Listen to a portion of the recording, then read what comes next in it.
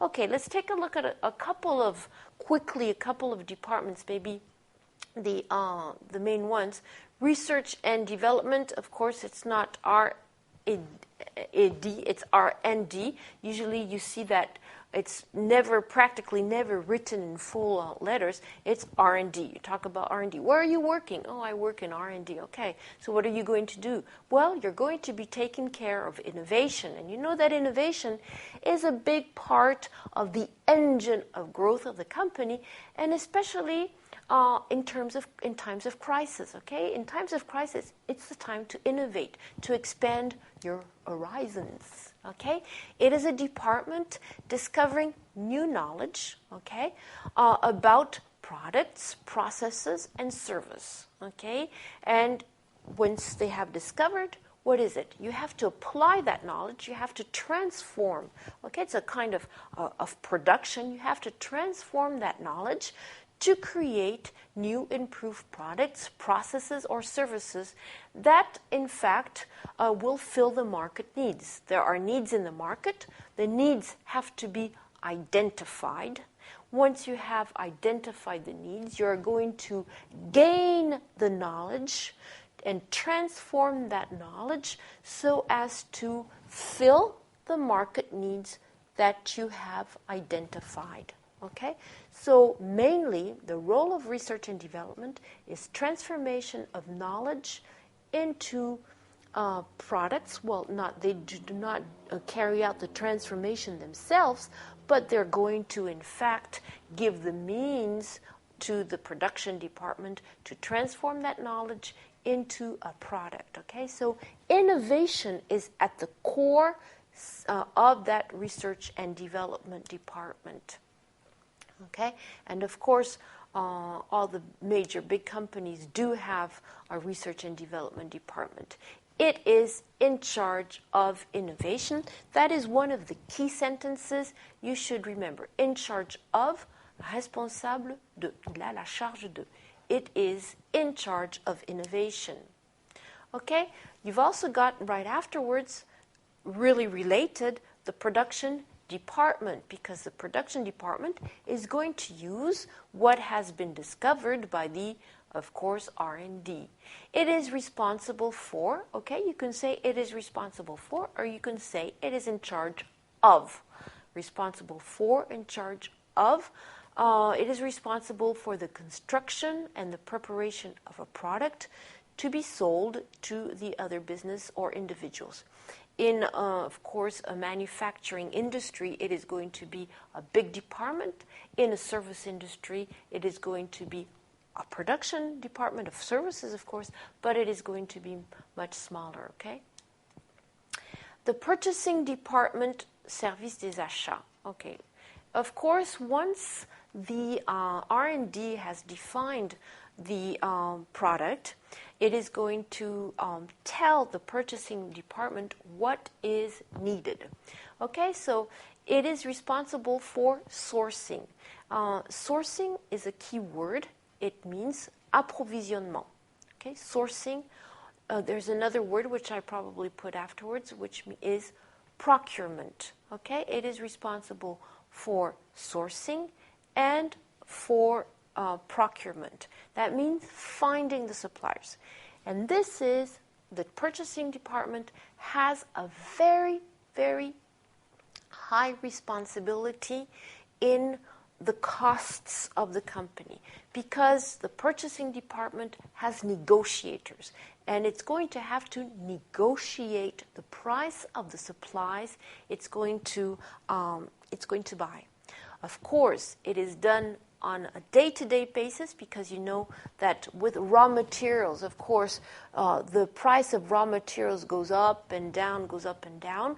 So it has to anticipate to see if the price of the raw material is going to go up, if it is going to go down. And so it has to have a strong negotiation power, and that is a real skill. If you are a good negotiator, you're going to find a good job. But of course, a good negotiator needs a lot of practice, and it's experience that makes a good negotiator, okay? Because he has to anticipate the price of the raw material, he has to really define what is needed. And if, for instance, you know that sometimes in the world there's only one supplier of one product, so in fact they rule over the price of the world. So you have to establish a good relationship, a trust relationship, relationship of trust with your supplier, so that he will not charge you too high a price, because he's the only supplier. He can impose his price. That's where the power of negotiation and, in fact, a long-lasting relationship with the supplier comes in. So the purchasing department has a key role in establishing the costs, negotiate those prices, anticipate. Okay? Now, you know that in the past, when you had a big company with subsidiaries, the filiales, remember, the subsidiaries, there was a global negotiation because, you know, if you buy in bulk, B-U-L-K, en gros, if you buy in bulk, then usually prices go down. Well, there is a new trend, in fact, where the negotiations are not that global, and each subsidiary is going to negotiate its own price in order, in fact, to have a closer relationship with,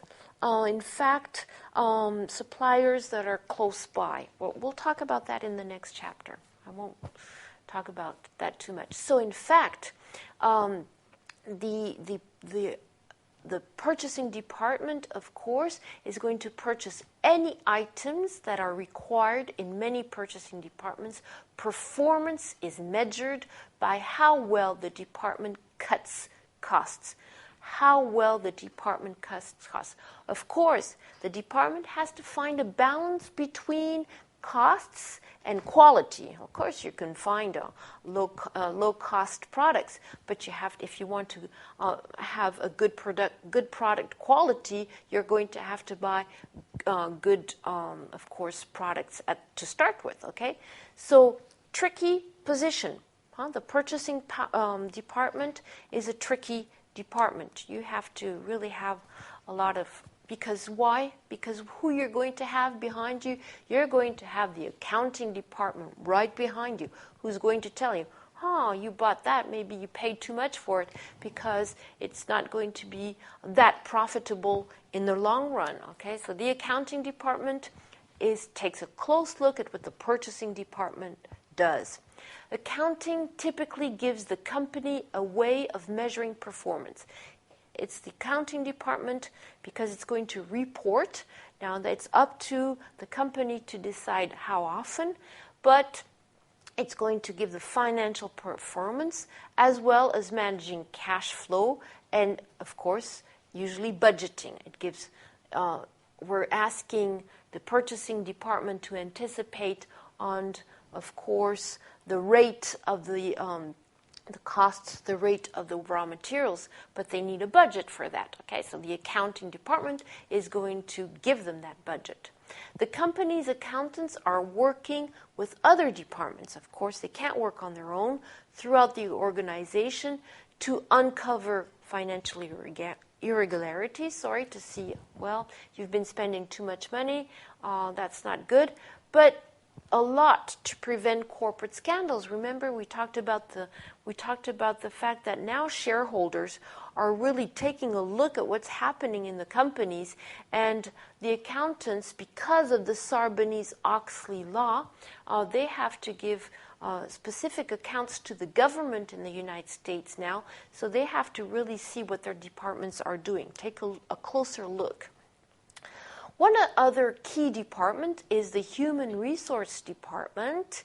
It manages the administrative tasks of the employees, but more than that, it sees that its employees are doing well.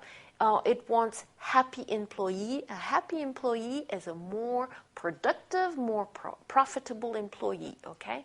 So it's going to track down employees with the right skills.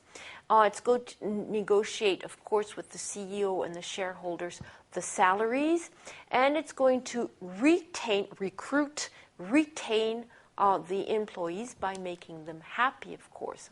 So it deals with issues related to people, such as compensation. Compensation, remember, we already saw that money. It is money. We already saw that term. It's a nice way of saying salary, of saying wage. You get a compensation for your work.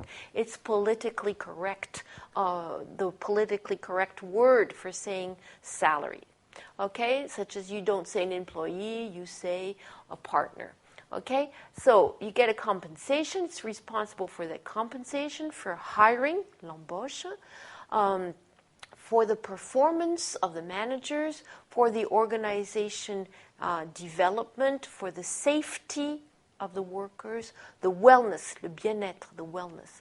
Le bien-être for benefits, okay, what are the benefits? It may be insurance, it may be vacations, it may be organizing a concert, anything dealing with the wellness, with the happiness of the people. Employee motivation, of course, communication, administration, retention, and training. If you have to remember a couple of words there, you're going to remember compensation, hiring, wellness, and retention, okay, and training. 5 words, okay, you have to remember that are specific to that department.